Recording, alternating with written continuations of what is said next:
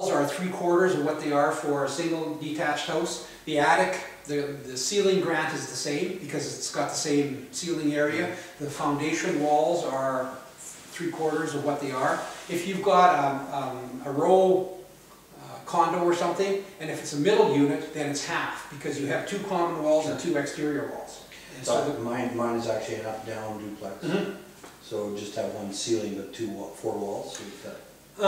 So in that particular case, it depends on the configuration. If it's got a common hallway, we would just look at it as a house and just open it up, even though there's 2 separate dwelling units. If they have separate exterior entrances and no common stairwell, no common entrance, because we have to air test the whole structure, the whole building. So we can, from one of the exterior doors, draw the air from both suites, that we could look at it as one big house.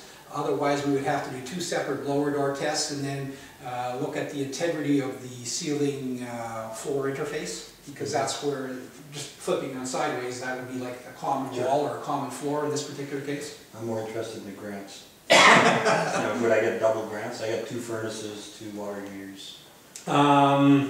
In the current, we would probably still look at it as a house, Ron, because the cost of evaluating as a duplex, we have to look at it as a multi-unit residential building, which is more labor intensive. On a regular house, you get a certain incentive for the first furnace and half of the incentive for the second one. So even if it's just a regular single-family house, if it has 2 furnaces in, you get the grant for the first furnace, which is $650, and the grant for the second one is $325. So you still get half of it for that second furnace. Yeah. So in your description of a duplex, it's a toss-up whether we would do it as a one big house or as a 2-unit dwelling. But there it's a MERB, and it's going to cost extra for the evaluation costs. This is the grant tables that the province of Saskatchewan has published. It's the current EnerGuide for Saskatchewan EnerGuide for Houses program, and it came into effect April the 1st and is scheduled to go until the summer of 2013, about 2 years from now. We're still waiting to hear whether or not there's going to be a federal program or not. We should probably know something sometime in June as to whether it gets announced and whether there's any funding there for it or not.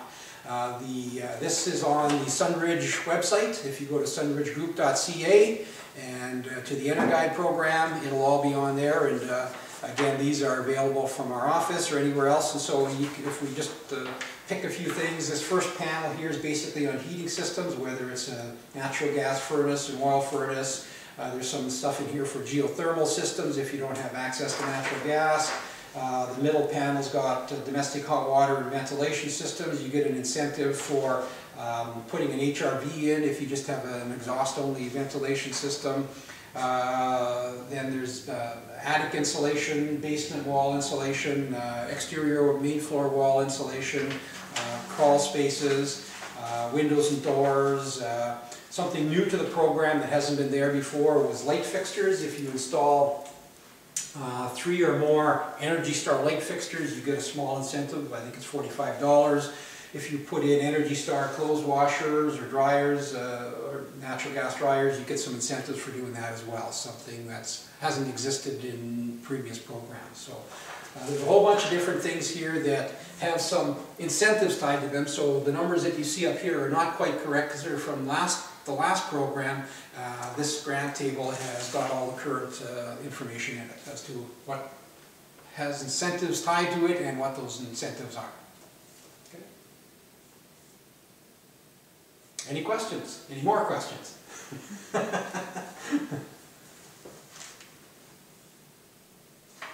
No, that was awesome. Yeah.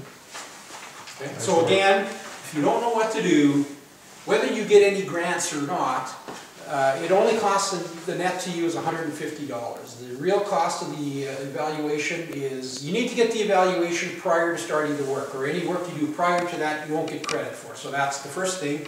The full cost of the evaluation is $300, but the province of Saskatchewan is subsidizing it to the 50%. So the net to the homeowner is only $150 plus GST, and the information you get from it is quite good. At least that shows you, gives you the information you need to make the right decisions, so that you don't go spending a whole bunch of money on things that you maybe don't need that would be better spent someplace else. So even if you don't go through and get any incentive money, the cost of the evaluation is probably worth the information that you're going to get out of it.